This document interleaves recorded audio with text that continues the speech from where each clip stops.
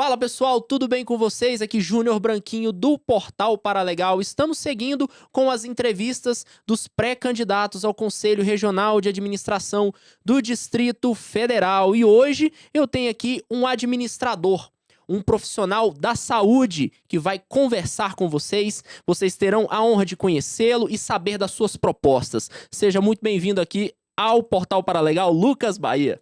Muito obrigado, Branquinho. Obrigado pela oportunidade, obrigado por dar voz aí às pessoas, né? A nós Aos pré-candidatos, pré-candidatos. né? Do Conselho Regional de Administração aqui do DF. Perfeito. Lucas, é o seguinte, queria que você começasse se apresentando. Conta um pouco mais sobre você, a sua Claro. carreira profissional.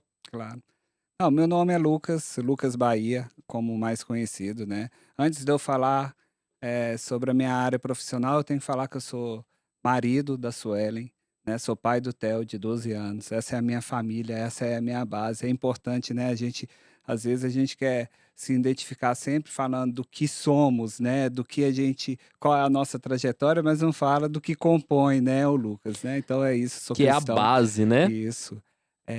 Mas quanto à minha trajetória profissional, né, eu sou mineiro de Belo Horizonte, fui formado em administração de empresas, e no âmbito ali da minha formação, eu tive a oportunidade de participar de um processo seletivo do Sebrae, né?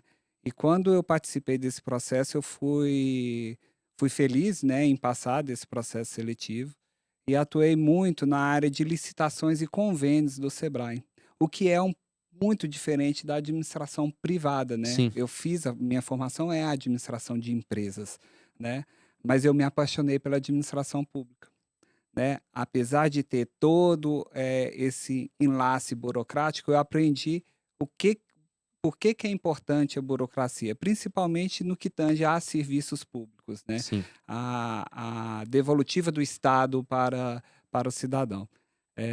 E aí nasceu em mim essa questão de buscar ser um gestor público mesmo. Sabia que o principal nicho de mercado era o Distrito Federal, era Brasília, o centro aqui da administração pública do país.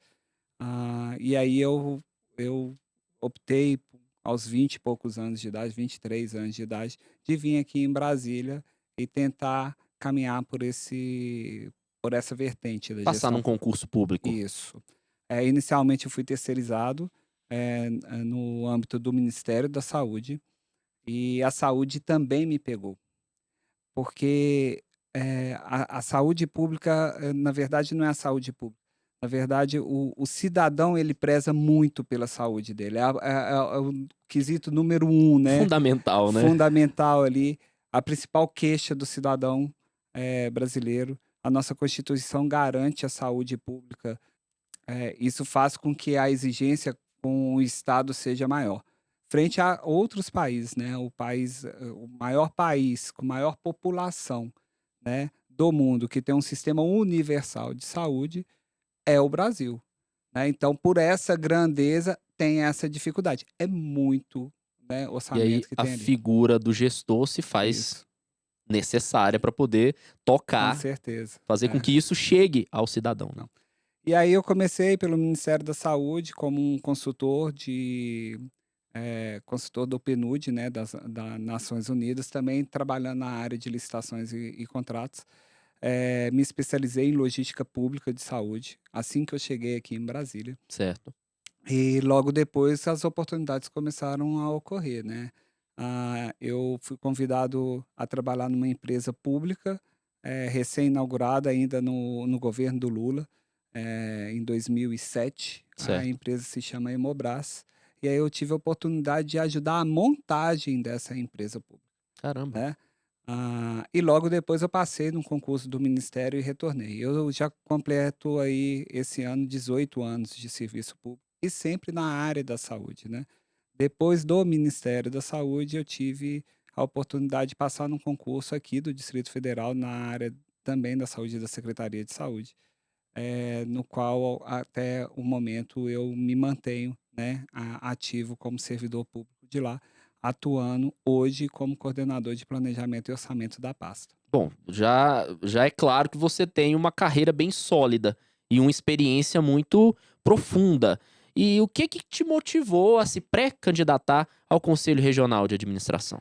Eu acho que para ser um bom profissional, um bom gestor, não basta a técnica, né, a habilidade cognitiva que você tem.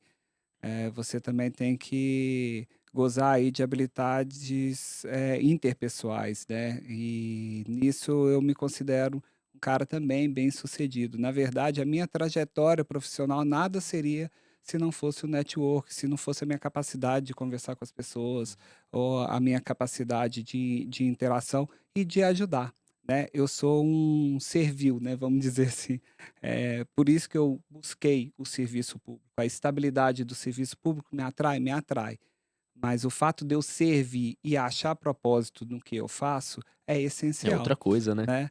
Então, o que me motiva, eu acabei desenvolvendo uma paixão pela carreira e verifiquei que no serviço público os administradores são tratados de forma diferente.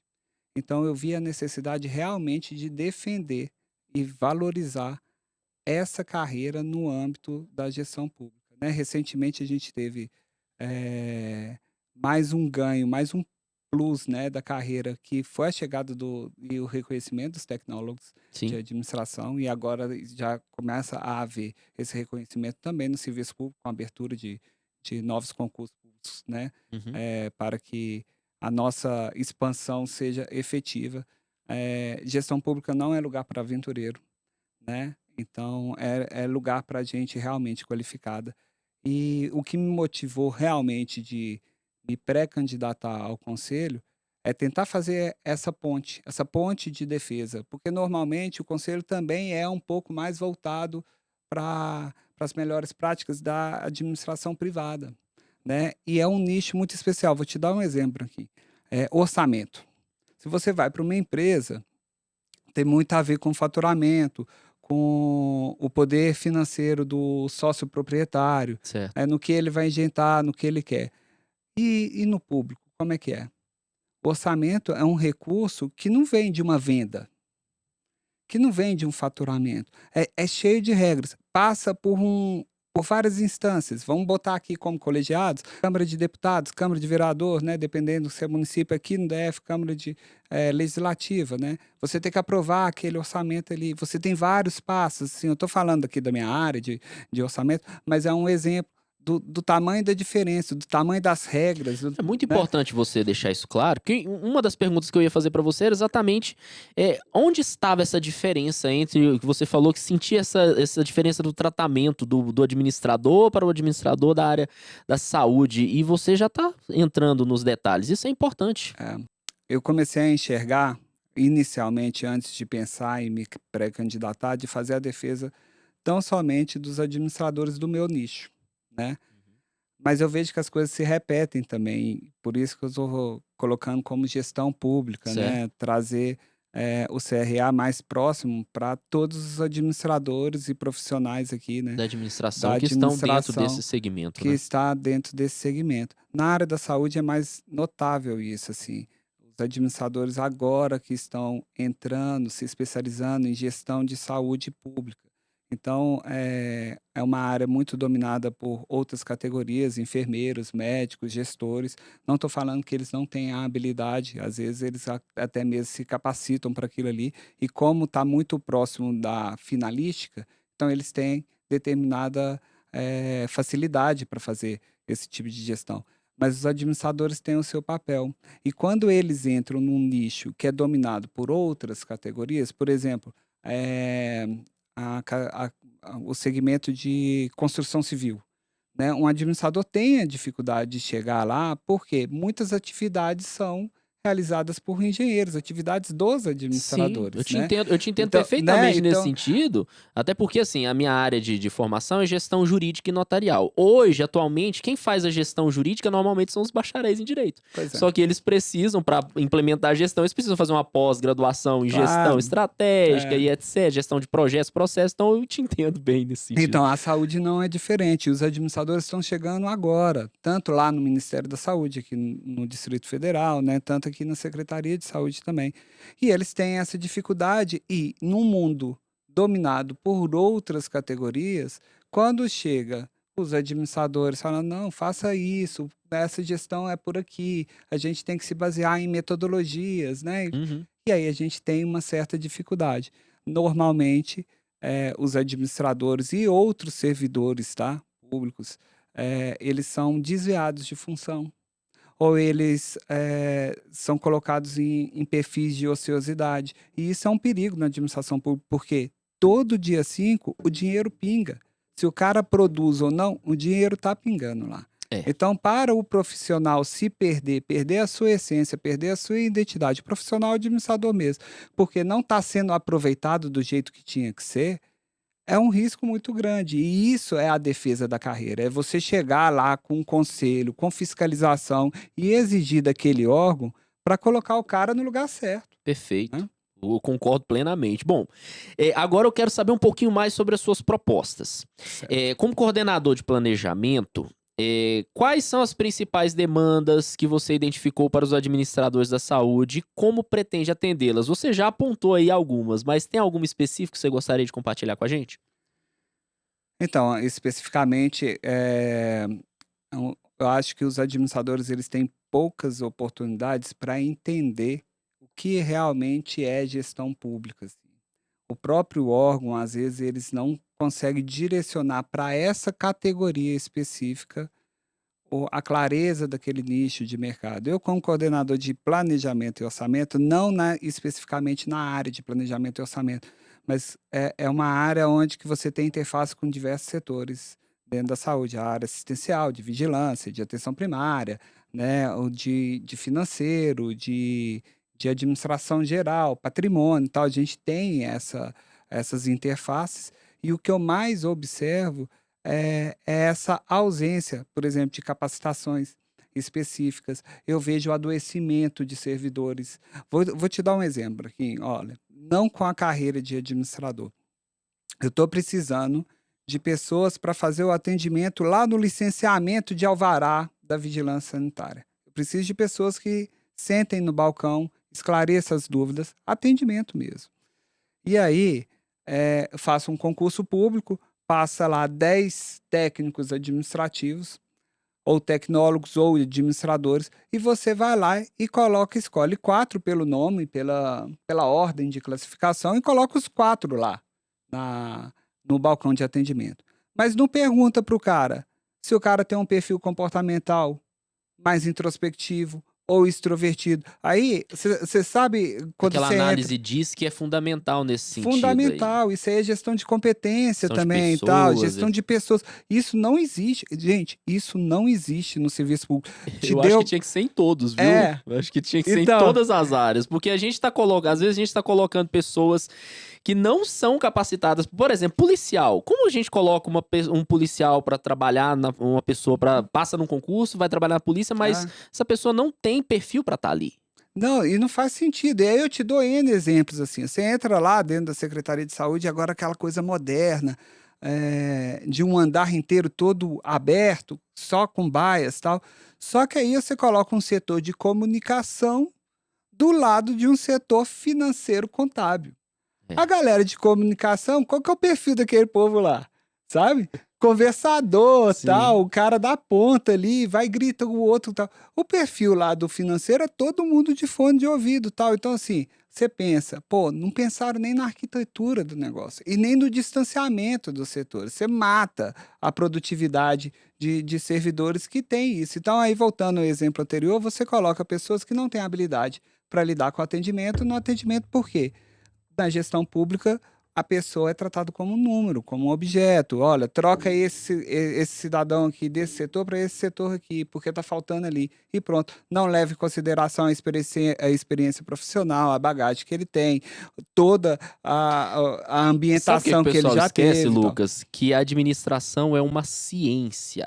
É uma Justamente. ciência, não é um achismo, não é eu vou lá, vou fazer de um jeito. Não, pessoal, é uma ciência. Então tem todo um estudo por trás de qualquer área da administração. Então sempre que você vai implementar, como você mesmo trouxe aqui, uma contratação, tem ali a análise DISC que o pessoal Com certeza. utiliza para saber o perfil dessa pessoa, se ela se enquadra em determinado perfil. Então é uma ciência que a gente utiliza. E é muito legal você falar sobre isso, porque eu acho que traz a realidade para que todo mundo possa compreender. Mas você fala também sobre valorizar os administradores da saúde. E quais mudanças estruturais você propõe indo nessa linha aí? Então, eu também faço parte de uma associação de servidores que chama Associação de Especialistas em Saúde, que é onde que a carreira de administrador se enquadra ali na Secretaria de Saúde. Legal. E um dos pilares da associação é lutar por melhores condições de trabalho por todas aquelas categorias, né? Entre elas, fono, psicólogo, várias outras, assim. Certo. Então eu já tenho isso no meu coração, sabe? De fazer essa defesa. No serviço público é muita política que rola.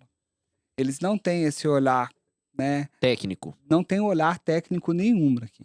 Então, o que eu percebo é que outras instâncias, outros conselhos possam também contribuir nessa defesa, né? Num desvio de função, numa, perdão da palavra, numa sacanagem de mudança de lotação, inclusive de física, né? O Distrito Federal, a gente tem vários pontos, lá em Taguatinga, Braslândia, então a pessoa é perseguida, tal, e ela não tem aonde recorrer. Na verdade, eu percebo que o CRA ainda não tem a perna suficiente, né, para correr atrás dessas situações e fazer a defesa desses profissionais que estão esperando também uma resposta do conselho quanto a isso. Legal. Então, uma das propostas, né, e eu acho que eu vou até adiantar um pouco aqui, é criar uma espécie de canal específico para esse nicho aqui. Gente, eu estou em Brasília. Quantos administradores atuam nos diversos órgãos públicos que tem aqui? Eu tenho federal e eu tenho Distrito Federal, que é muito. O serviço público quase fomenta a Economia. economia do local aqui. Então a gente tem um segmento muito forte ali e que a gente não sabe como que está a saúde, a ambientação, como que o profissional administrador está sendo valorizado ou desvalorizado, né, no âmbito dos órgãos. Perfeito. Bom, Lucas, antes da gente finalizar, eu gostaria que você deixasse uma mensagem final aí para quem está assistindo, para os administradores, tecnólogos e todos os profissionais da administração que estão assistindo. Você pode olhar para a câmera ali e deixar uma mensagem. Administradores da saúde e que atuam na gestão pública do Distrito Federal. Eu me coloco à disposição de vocês para a gente criar uma gestão pública mais forte e com CRA mais atuante perto da gente. Lucas, muito obrigado pela sua presença. É isso, pessoal. Vou deixar aqui as redes sociais do Lucas na descrição para que vocês possam conversar com ele, principalmente vocês aí, profissionais da saúde, né, da área da administração pública. Conversem com o Lucas, conte para ele quais são as suas dores, quais são os problemas. E isso é muito importante. Esse é o momento do diálogo, esse é o momento de entendimento. A gente quer trazer vocês para perto, a gente quer conversar com todos vocês. E vocês também podem utilizar aqui os comentários, é um espaço democrático para que vocês coloquem suas sugestões e as suas críticas também. Se vocês gostaram, por favor, deixa um like, se inscreva aqui no canal e compartilhe esse vídeo com todo mundo. Valeu!